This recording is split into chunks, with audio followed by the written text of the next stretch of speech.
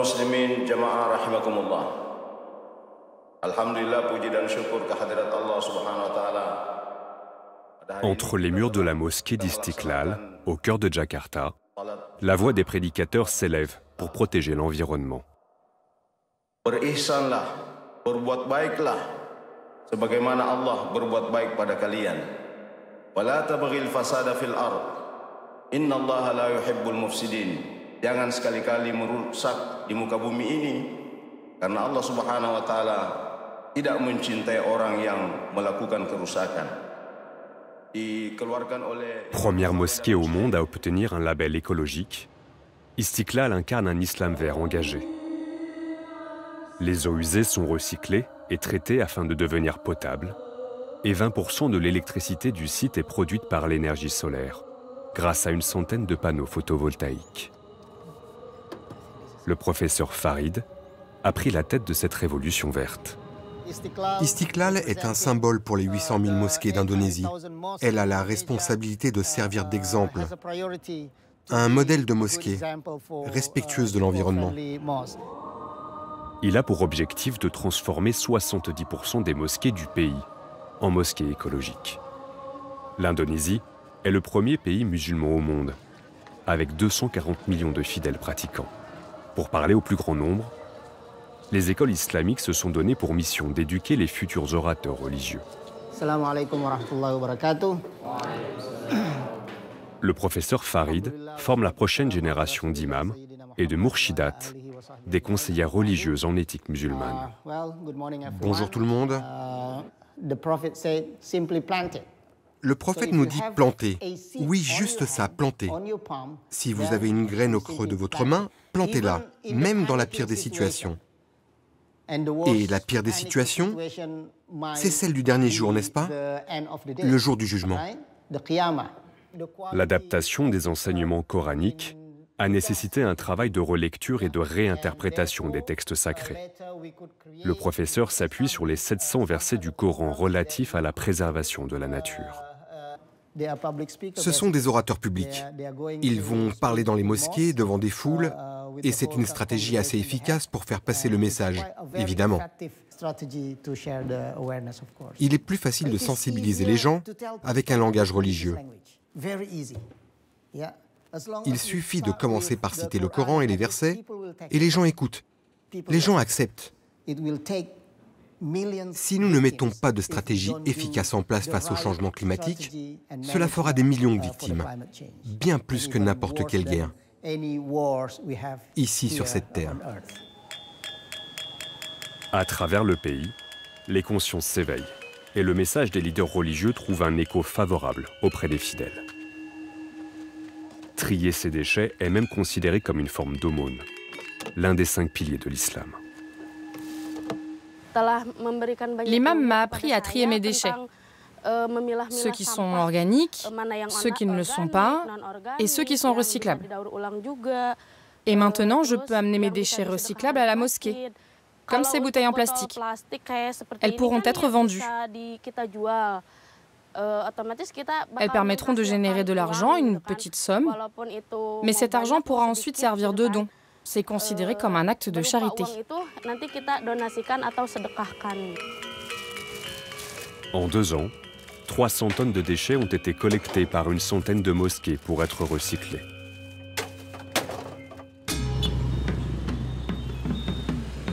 Le gouvernement suit le pas de cette révolution en nommant à la tête du ministère des Affaires religieuses le grand imam de l'écomosquée d'Istiklal. Il a pour objectif d'institutionnaliser l'islam vert au sein de son ministère d'ici 2029. Une course contre la montre pour l'Indonésie, qui subit déjà de plein fouet l'urgence climatique. Inondations, sécheresses, cyclones tropicaux, même Jakarta s'enfonce peu à peu sous le niveau de la mer, jusqu'à 15 cm par an. Menacée de submersion d'ici 2050, la capitale a été déplacée par le gouvernement en août dernier.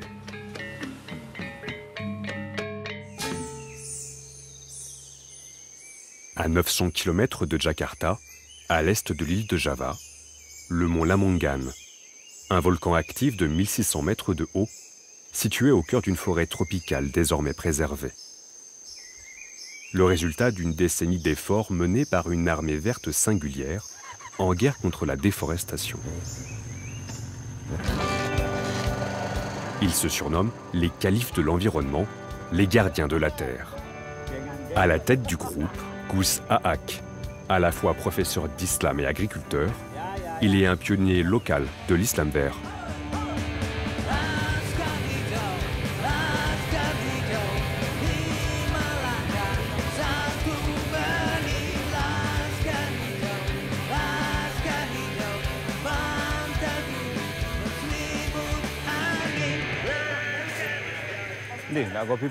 Chaque semaine, il rassemble une quinzaine de membres pour reboiser les pentes du mont Lamongan. À partir de boutures de bambou ou de noyaux d'avocat germés, Tu as ramené les graines? ils obtiennent des jeunes plants prêts à prendre racine dans la forêt tropicale. Si c'est trop lourd, demande à quelqu'un de t'aider.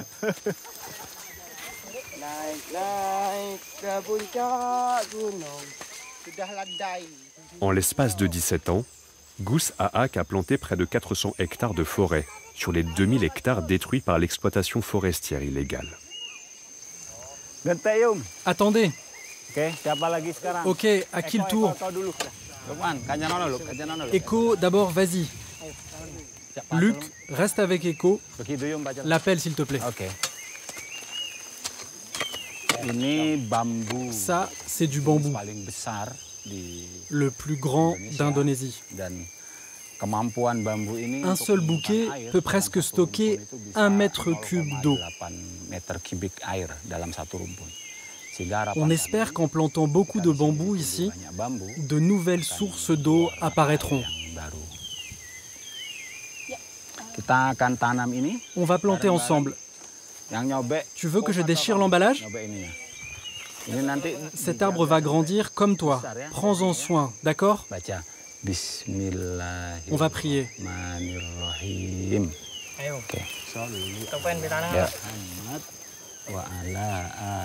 Dans l'islam, avant de faire quelque chose, on prie d'abord. Nous, notre devoir, c'est de planter. Après, que ça survive ou non, c'est entre les mains de Dieu. Depuis 2008, son initiative a permis de replanter 2 millions d'arbres dans la région, grâce uniquement aux citoyens engagés qu'il a réunis. Un exploit qui a sauvé des ressources naturelles précieuses, comme le lac Klaka, une perle bleue nichée au pied du volcan. Près de 3 km d'eau pure, autrefois menacée de disparition. Dans les années 90, l'ancien président Abdurrahman Wahid a proclamé que les forêts appartenaient au peuple. Un message détourné par les habitants et les réseaux de trafiquants pour piller les ressources en bois. Ce lac s'est formé lors de l'éruption du mont Lamongan, il y a 1000 ans. Il y avait autrefois 32 sources d'eau dans les environs. Depuis la déforestation illégale, il n'en reste plus que 6. Le niveau de l'eau a baissé de 5 mètres. Il y avait de la sédimentation, moins de poissons. Il y a même un lac qui s'est totalement asséché. Aujourd'hui, il a complètement disparu. Le lac Klaka a depuis ressuscité. Une centaine de pêcheurs s'y sont réinstallés et le nombre de viviers consacrés à l'élevage de poissons a été multiplié par 10. En 2008, alors qu'il commençait son combat environnemental, Gus Aak décide de lancer une campagne de reboisement en bordure du lac pour célébrer Eid el-Milad, l'anniversaire du prophète. Ça, ce sont les arbres que l'armée verte a plantés. Du bambou, du jacquier, du durian. Le Conseil des oulémas, la plus haute autorité islamique du pays, l'accuse alors d'avoir détourné une fête sacrée et lance une fatwa contre lui.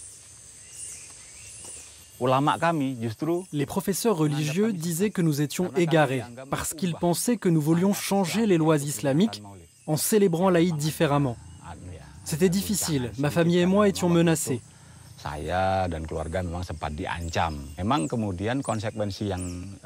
J'en ai subi les conséquences pendant plusieurs années.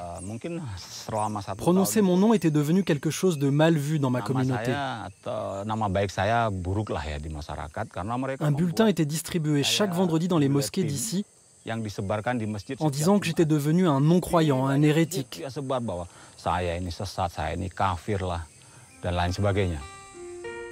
3 ans après, le Conseil des oulémas a opéré un virage idéologique majeur.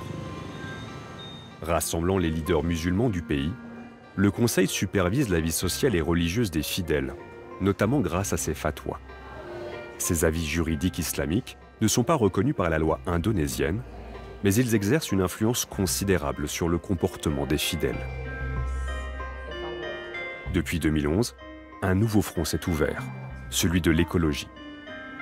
Le Conseil a émis 7 fatwas vertes condamnant la déforestation, le braconnage ou encore la pollution plastique. Ça, c'est utilisé comme un outil par les prédicateurs. La structure de la fatwa est la suivante. D'abord, on liste les problèmes. Ensuite, on ajoute des citations du Coran et les paroles du prophète. La fatwa s'appuie sur l'avis de scientifiques. En 2015, nous avons connu le plus grand incendie de forêt jamais enregistré en Indonésie. Après l'émission de la fatwa, les incendies de forêt ont diminué, car les gens ont pris conscience que brûler était interdit. Ayu Prabowo est l'homme derrière les fatwas vertes. Il en prépare une prochaine contre la pollution dans les rivières. Le plus important, c'est d'encourager une forme de sanction sociale, instaurer un sentiment de honte à jeter des déchets n'importe où. Ce n'est pas le rôle du Conseil des oulémas de cibler directement les entreprises qui polluent. Nous, on donne les clés aux communautés pour qu'elles aient les connaissances nécessaires.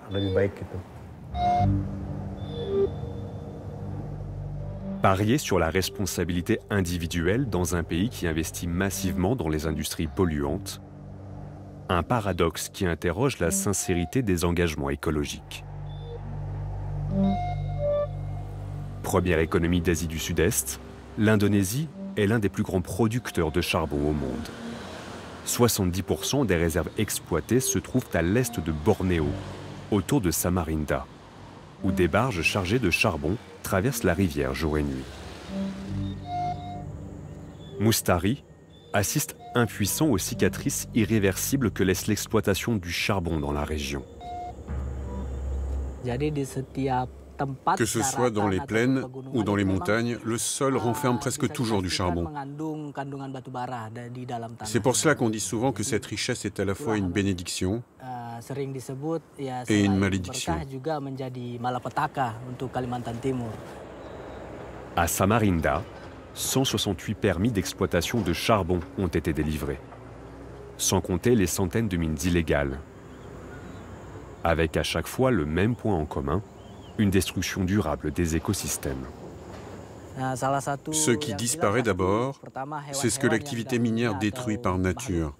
Une activité prédatrice qui ravage tout ce qui l'entoure.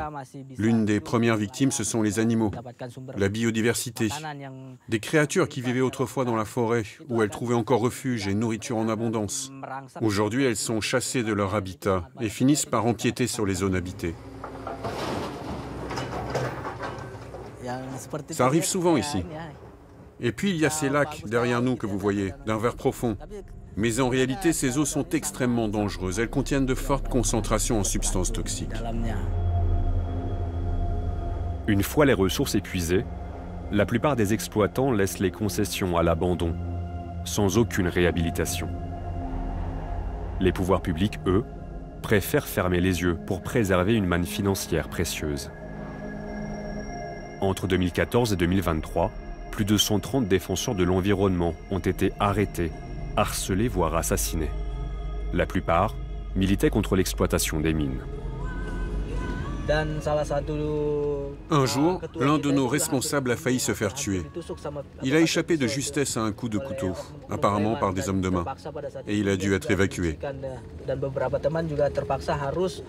Et certains de nos collègues ont été forcés d'arrêter leurs activités au sein des bureaux de notre organisation à cause des intimidations incessantes de la part des compagnies minières. Samarinda est la seule capitale d'une province indonésienne à avoir été désignée comme zone minière, avec 70% de sa ville exploitable. L'extraction requiert une importante quantité d'eau pour nettoyer les impuretés présentes sur le charbon. Bonjour, comment allez-vous? Faute de système d'évacuation opérationnel, l'eau s'invite dans les champs et les maisons des locaux. C'est encore inondé? Il y avait une décharge tout près. Ça appartenait à ma famille et tout est mort maintenant. Suartini a perdu la terre de ses parents. Située en aval d'une mine de charbon, sa parcelle d'1 hectare autrefois fertile est désormais submergée en permanence sous 30 cm d'eau. Ses arbres fruitiers se sont lentement éteints. On est tellement déçus, tellement tristes. Nous, les paysans, on vit des récoltes de nos arbres. Comment faire maintenant? Ici, tout est mort.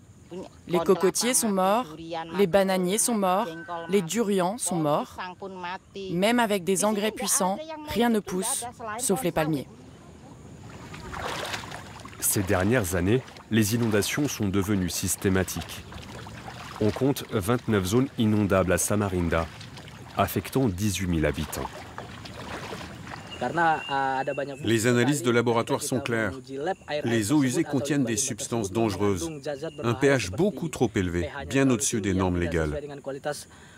Pour nous, c'est volontaire. Les entreprises refusent d'investir dans des infrastructures adaptées juste pour ne pas perdre de l'argent. Au final, tout disparaît dans l'indifférence. C'est ce que j'appelle une sauvagerie industrielle. Ils s'accaparent les terres ancestrales des gens et ils détruisent au passage leur vie économique. En 2011, le Conseil des oulémas a émis une fatwa appelant à des pratiques minières plus respectueuses de l'environnement. Une décision hypocrite pour Moustari. C'est la fatwa. Et juste au-dessus, il y a ce que dit la loi. L'exploitation minière peut se faire tant que c'est dans l'intérêt public, d'accord? Je suis d'accord avec ça. Mais ne pas causer de dégâts, ça c'est impossible. Une fois que la nature est abîmée, on ne peut plus parler d'environnement durable. Il n'y a plus d'écosystème. Comment le Conseil des oulémas peut-il parler de pratiques respectueuses de l'environnement? C'est une forme d'hégémonie exercée par les institutions religieuses. Elles cherchent à changer l'image négative qu'ont les gens de l'industrie minière en utilisant des discours qui paraissent positifs, mais qui masquent la réalité.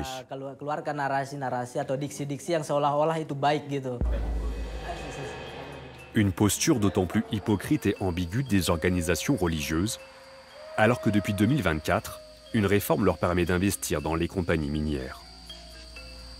Et les deux plus grandes organisations musulmanes du pays ont répondu à l'appel. Nadatul Ulama a annoncé investir dans une concession de charbon de 26 000 hectares, tandis que Muhammadiyah s'est dite prête à suivre. Celakalah mereka orang yang sholat, tetapi yaitu orang yang lalai terhadap sholatnya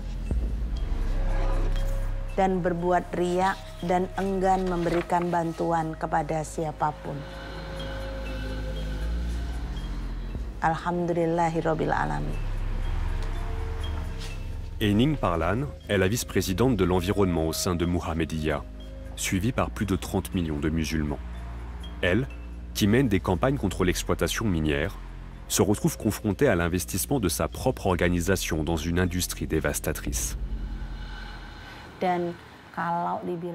N'oublions pas que Muhammadiyah possède 7 unités d'enseignement spécialisées dans les mines, dans différentes universités. Et demain, ce ne sera peut-être plus seulement du charbon. D'autres mines comme le nickel, l'or ou le pétrole pourraient aussi être proposées aux institutions religieuses. Alors, est-ce que c'est du greenwashing? En partie, oui. Mais ce n'est pas une raison pour abandonner l'islam vert.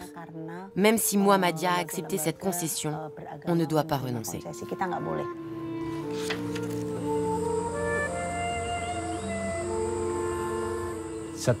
Une personne, une seule personne, a besoin d'au moins 3 arbres pour avoir assez d'oxygène. La vie sur Terre a besoin d'oxygène et d'eau. Sans ça, la Terre meurt. J'ai appris qu'il fallait planter des arbres pour nous protéger des inondations, de la sécheresse et avoir assez d'oxygène. Avoir de bonnes valeurs morales signifie protéger la terre.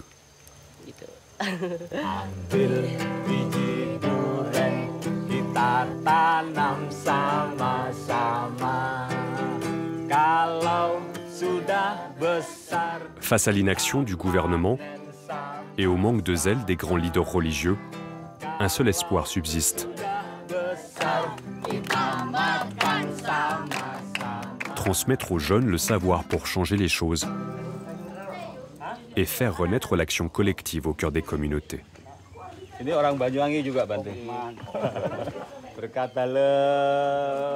Gus Ahak a convié les représentants religieux de la région, avec qui il travaille main dans la main depuis plusieurs années. Autour de la table, des représentants catholiques, protestants, bouddhistes, hindous et animistes. J'invite mes amis catholiques à partager avec nous quels engagements avez-vous pris pour protéger l'environnement.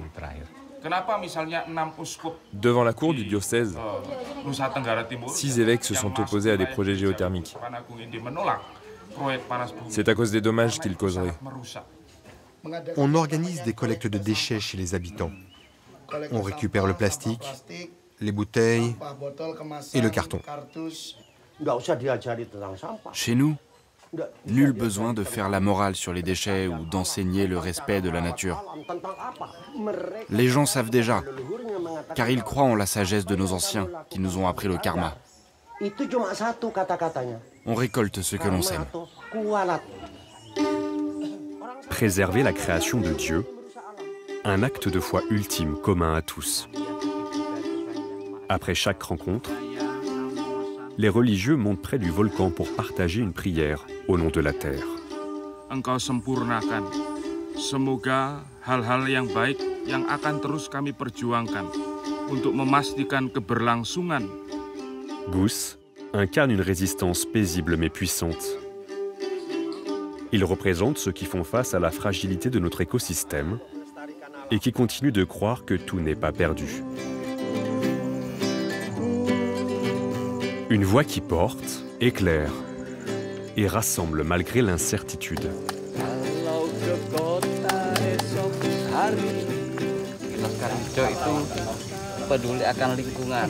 J'ai rejoint l'Armée verte car ici les gens se soucient vraiment de l'environnement et de notre forêt. Plus qu'ailleurs à mon avis. Et tout le monde est solidaire. Il n'y a aucune discrimination.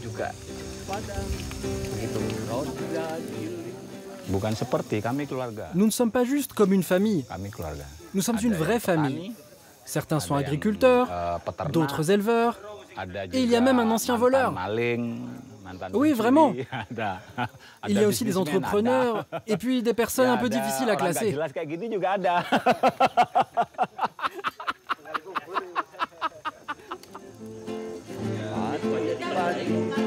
La justice climatique portée par l'islam en Indonésie pourrait devenir un modèle unique à suivre pour le monde musulman. Mais pour peser réellement, elle devra sortir de la marge et s'imposer comme une force politique à part entière, prête à faire face aux industriels.